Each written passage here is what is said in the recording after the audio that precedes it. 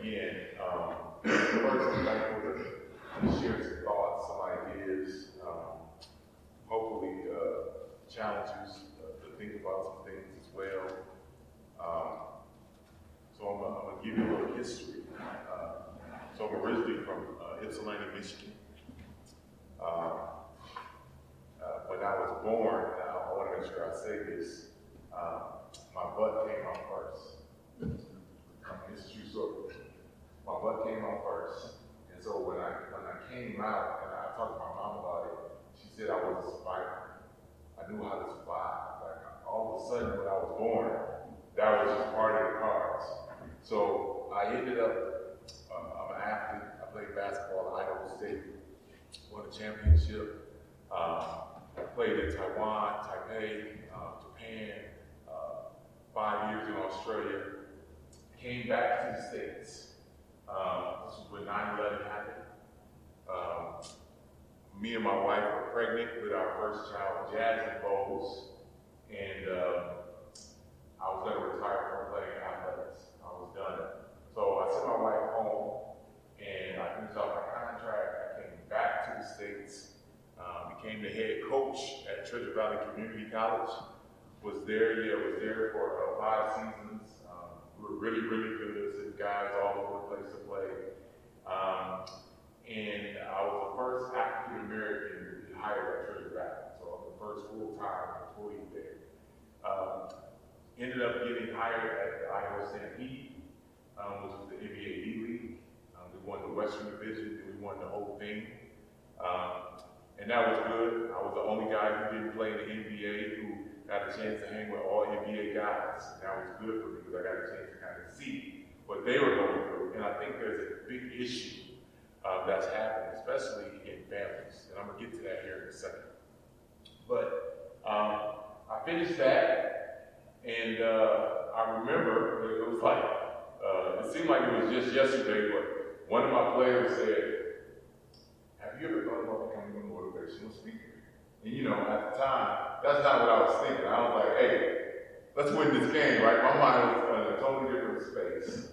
And the irony is he planted a seed, right? So the seed resonated, and I was thinking about it, and then I started speaking. Started speaking at schools, and then I started speaking, had a contract with the Department of Education, and then next thing you know, I was speaking all over the world, and when that happened, I was feeling really good, right? And I want to say this, I think it's interesting how things work. You feel really, really good, and you feel like you got everything figured out, and God says, no.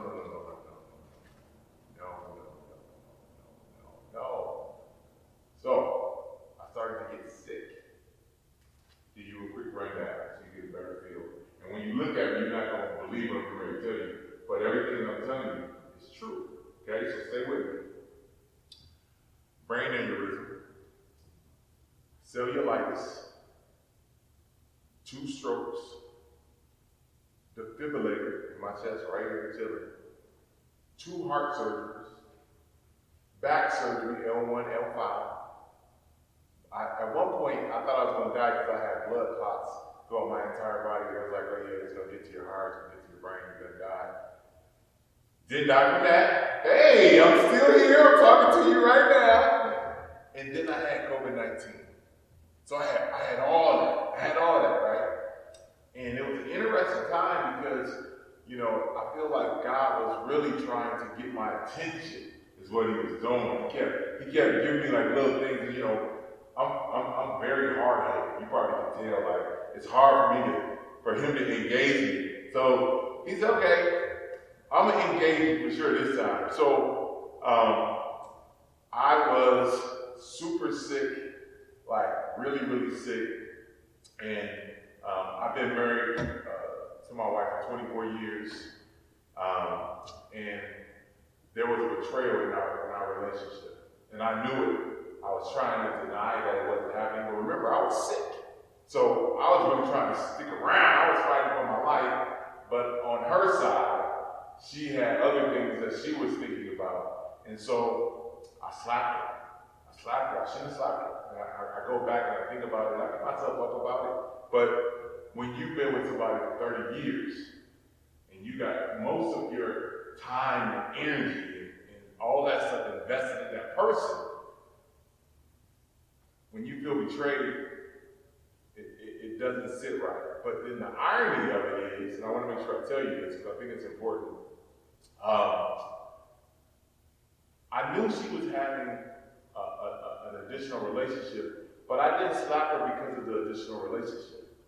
I slapped her because I was in front of my children when it all unfolded, and my son Jacoby said, "Mom, Dad was calling you and texting you because we just wanted to talk to you." And she walked by me and said, "Oh, you got him thinking like that." As soon as she said that, that's when the disrespect, like everything that had built up, had erupted in me. And it's okay because for me, and I want to talk about this because I think it's important, for me, it really made me take a step back because I had given all of my power to my wife. I'm telling you right now, I did. So, the funny thing is, people who know me and know me know that that's not who I am. That's not me at all. But when that happened, it really lets you know that you think you've got it figured out, you think you have all the answers, you think you know, but you don't know. And unless you can honor Jesus and his sacrifice for us, right? You gotta remember, and nobody wants to talk about this. We're all sinners. People act like that, like we're not sinners. I promise you, we all sinners. I was working out. I get up every morning now at 6 a.m. and I was getting on the elliptical, and I got a friend. He got on the elliptical. He did it for probably 10 minutes, and he got off real quick, and he came and looked at me, and my mind was like, "Oh, you gonna do that for 10 minutes?" Right? I wasn't even thinking in the right mindset, and I was thinking, man. And then I had to take a step back and say, why am I judging him? He's doing what he has to do for himself, right? He's doing what he has to do for his body. I got to do it for 30, right? I'm a bigger dude. I got to get those calories off of me. So I knew what I was doing, but I was judging him. Why am I judging him? He didn't say anything to me. He didn't know what was going on, and he didn't know that my eyes was looking at him going, "You did it for 10 minutes," right? So in my mind, I think because of these boxes that we've created, we put people in boxes and we make decisions on them all the time. It happens all the time. And the funny thing is with me, I'm going to give you a little bit more history. So 2012, I did a bike ride from San Diego to New Orleans, 1,892 miles. I did it because of the New Top shooting. 19 kids got killed, 3 teachers, all killed in Connecticut. Pretty big deal, right? I rode the bike all the way from San Diego to New Orleans. Stand-up elliptical bike. Bart knows that I did everything I'm telling you is true. I did the ride because I love people. I love community. I love all that stuff. So when the situation happened, and I want to make sure I go back, and I go back in time, I ended up going into the Kane County Jail. Okay? I think this is important you understand, because this is how God has worked in me and Glenn's relationship. I want you to get a better feel. So, I'm in Kane County, never been in trouble with the law ever, haven't done anything. Undergrad, psychology, MBA, I got all that stuff. In my mind, I'm thinking, what is going on, right? I'm a little bit confused too, right? I'm a little bit in denial. I'm like, what is happening? And it was interesting because when you go into Kane County, I want to say 2 things. Horrible environment. And people talk about the recidivism rate and all that stuff. I see why people go back. Like, it's one of the worst environments I have ever been in. You gotta remember, I played in Taiwan, I played in Japan, like I done been around, so I done seen some stuff. Horrible environment.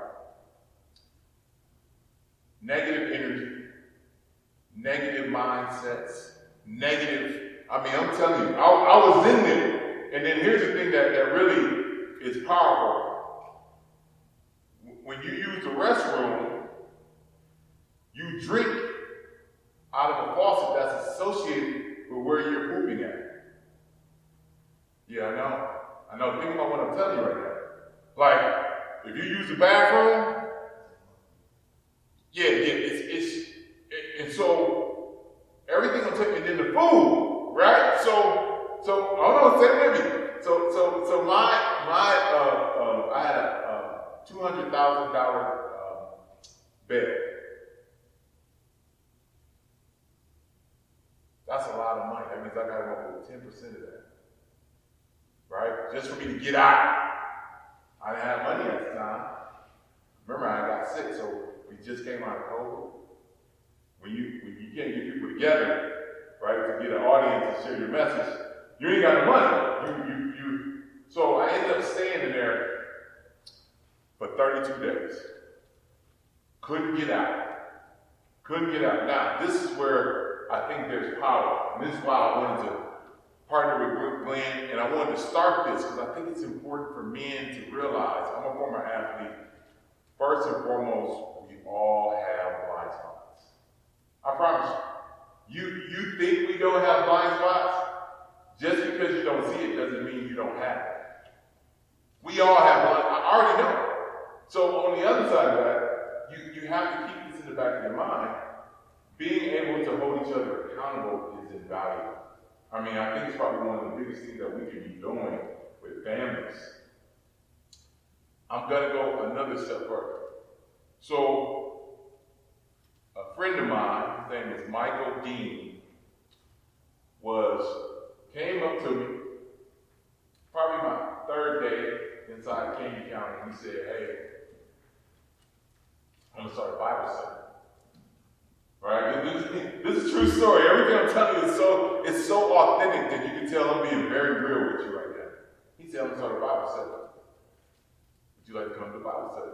Now you got to remember, I'm already beating myself up by what I just did. I'm trying to figure out what happened. I'm trying to control my emotions. I got all this stuff going on.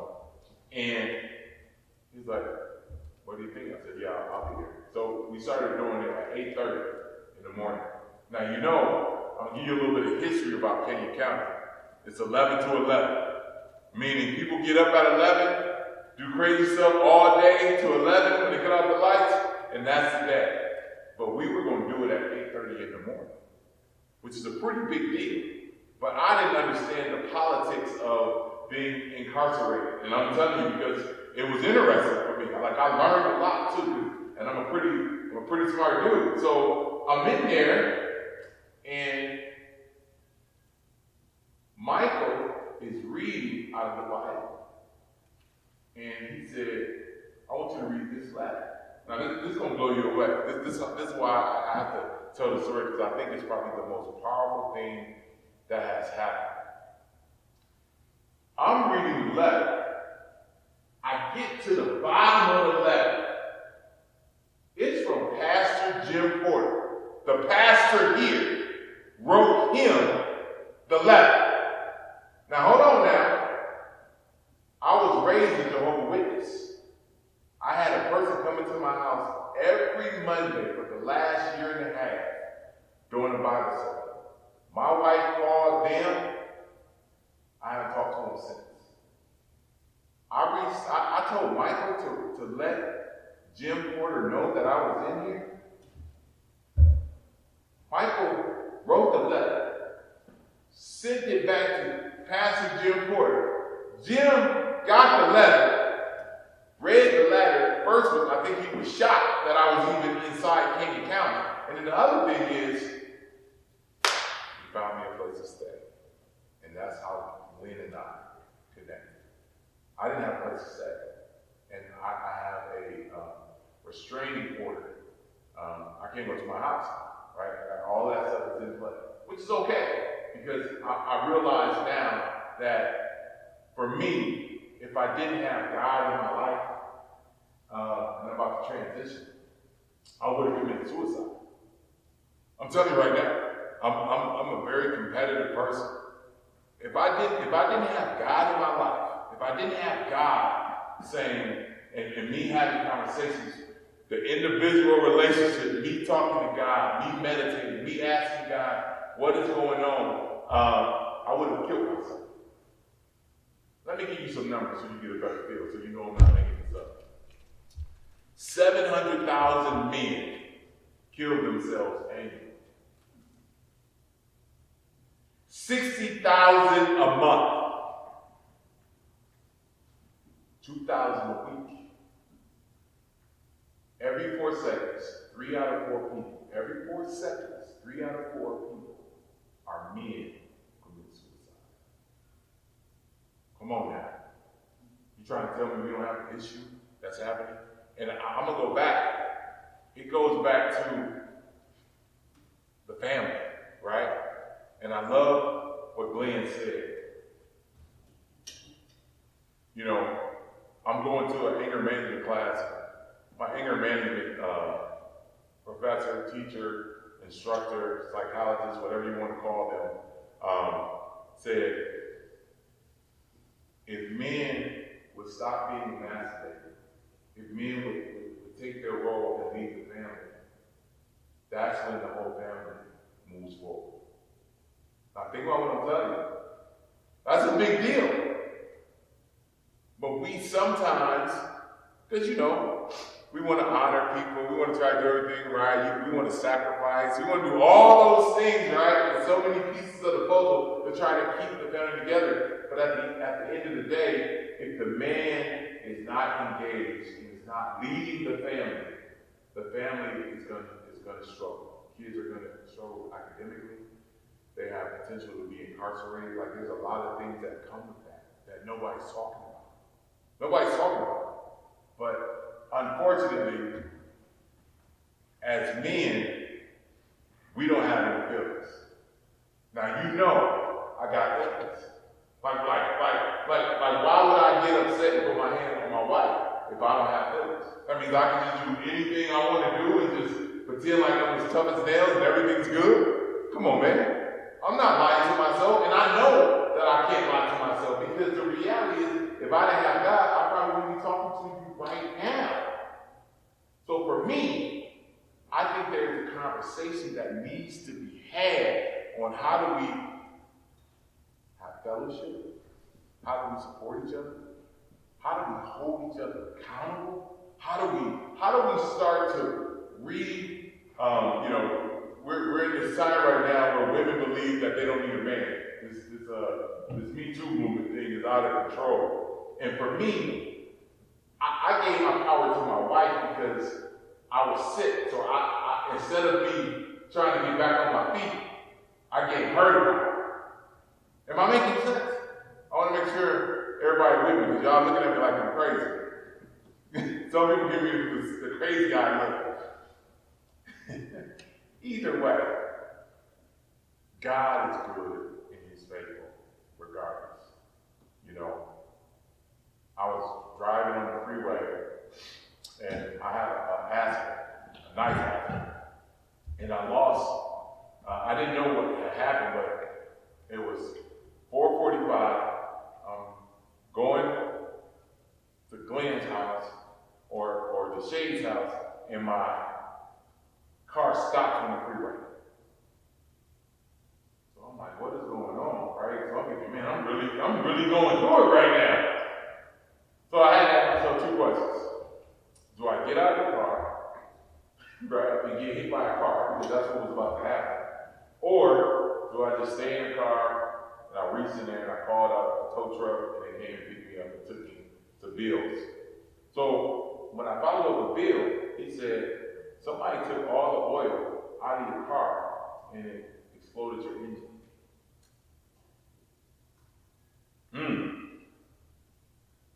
Ouch. Right? So not only am I, right, I don't have a vehicle, and I'm staying at a place where we just met and we're just trying to figure out the relationship. But God. But God. But God. I'm going to turn the tables real quick because I think it's important. So now, I'm really investing in myself, building myself back up. If you would have saw me 6 months ago, I was 385 pounds. 280 right now. Getting myself back. Just got invited to the Super Bowl. I'm be hanging with Tony Dungy. I'm be hanging, yeah, of course. I'm be hanging with Dale Brown. I'm be hanging with, there's a number of people who knew me before any of this happened, who still believe that I'm still a good person. And I talked to one of my mentors, and I talked to him 3 days ago. He's going to be on my podcast. And he said, and this is what's super important, and then I'm going to sit down. His name is Dale Brown. 25 years at LSU, recruited Shaquille O'Neal. Me and him became really, really good friends. He's 87 years old, unbelievable man, extremely smart. And he said, Derek, all saints have a history, and all sinners have a future. Think about what I'm telling you right now. All saints have a history, and all sinners have a future. He said, Derek, you don't think I made a bunch of mistakes in my life? He said, I need you to get back on your feet. I need you to reinvest in yourself. I need you to rebuild yourself. And at the middle of it, he said, you got to keep God first, and you're going to do phenomenal things. I believe Dale Brown. I rode with Dale Brown. He's one of those guys. And I think about when we do our class about Jesus as sharing and helps lead. I think about the young lady who had an affair, everything happened, and all of these people had stones, and they were going to stone her. They were going to kill her, right? They was about to end her life. And in my mind, and you know, we've been doing it every Tuesday, right? Sharing things. And in my mind, Jesus, I can't remember exactly what he says. Anybody know? He without sin will throw the first stone. And everybody dropped their stones.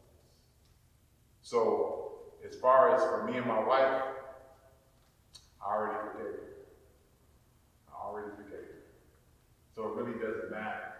And I want to say this, because I think it's important. The reason why I forgave her is this book right here. I'm going to tell you right now. I'm going to let you take a look at it. You probably need to read this book. It's not a hard read, but what's in here will help you realize, and I'm going to say this, I'm going to sit back down and we can open up a conversation. It's going to help you realize two things. When you're born by yourself. When you die, you're going to die by yourself. So in between being born and death, what will your dad say? What will your dad say about how you lived your life? And I want my dad to say, I forgave people when I was a good man. I was a good person. Because at the end of the day, the only person that I have to be held accountable to, the ultimate, the Most High, Jehovah, Yahweh, the only person that I'm going to be held accountable to is God. That's all I got.